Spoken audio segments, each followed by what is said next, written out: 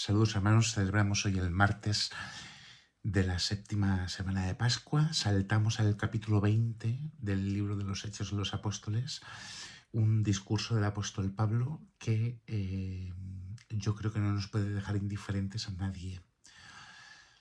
En aquellos días Pablo desde Mileto envió recado a Éfeso para que vinieran los presbíteros de la iglesia. Cuando se presentaron les dijo: vosotros habéis comprobado cómo he procedido con vosotros todo el tiempo que he estado aquí, desde el primer día en que puse el pie en Asia, sirviendo al Señor con toda humildad, con lágrimas y en medio de las pruebas que me sobrevinieron por las maquinaciones de los judíos. ¿Cómo no he omitido por miedo nada de cuantos pudiera aprovechar, predicando y enseñando en público y en privado, dando solemne testimonio tanto a judíos como a griegos, para que se convirtieran a Dios y creyeran en nuestro Señor Jesús? Y ahora, mirad, me dirijo a Jerusalén, encadenado por el Espíritu.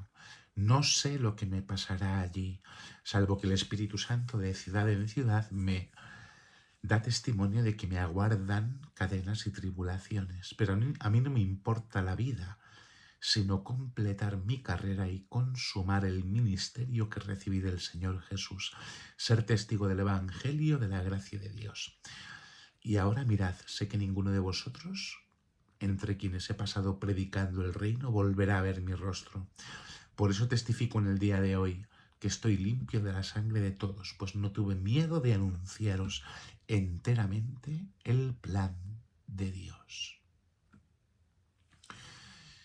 Bueno, es un discurso del apóstol Pablo impresionante que no nos puede dejar indiferentes, como os decía. No me importa la vida. Lo que me importa es completar mi carrera y cumplir el encargo que me dio el Señor. Fijaros, al final es como el final del tercer viaje misionero de Pablo. En camino hacia Jerusalén, anuncia a los presbíteros, a los ancianos de la iglesia de Éfeso, que el Espíritu Santo le ha revelado las grandes pruebas que va a tener que padecer en la ciudad de Jerusalén, hacia la cual se dirige, aunque no morirá allí. Y les asegura que no le van a volver a ver ya en este mundo. De alguna forma, la participación en el sacrificio de Cristo, que lo celebramos en la Eucaristía cada día, es lo que a Pablo le da fuerzas para conformar su vida con la imagen de Cristo crucificado, al que sigue de cerca en todo momento. Y esta es una lección para nosotros. A nosotros la Eucaristía también nos tiene que dar fuerzas para confirmar nuestra vida según la imagen de Cristo crucificado, a quien debemos seguir de cerca sin importarnos nada por encima de la carrera que hemos de completar, que es la de la fe, la que nos conduce al cielo, viviendo en la voluntad que Dios nos ha manifestado. ¿Por qué? Porque, como dirá Orígenes, conviene saber que seremos juzgados ante el tribunal de Dios no solo por la fe, como si no hubiéramos de responder de nuestra conducta, ni solo por nuestra conducta, como si la fe no tuviera que ser examinada. Es la rectitud de ambas la que nos justifica, la fe y la conducta. Y la falta de una u otra, dice Orígenes, nos haría merecedores del castigo. Por eso, desde el momento en que la palabra de Dios ha sido introducida en nuestros corazones, en nuestra vida, es necesario que aceptemos que tenemos que librar un combate.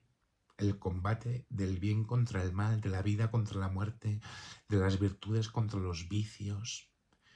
Y ese combate lo libramos agarrándonos a la palabra de Dios, que debe ser fructífera, que debe dar fruto en nuestra vida, que debe ser fecunda, que debemos guardar y que debemos vivir. Porque la palabra de Dios es como espada que juzga los deseos, las intenciones del corazón, y es la que produce el movimiento que debe haber en nosotros en una dirección o en otra.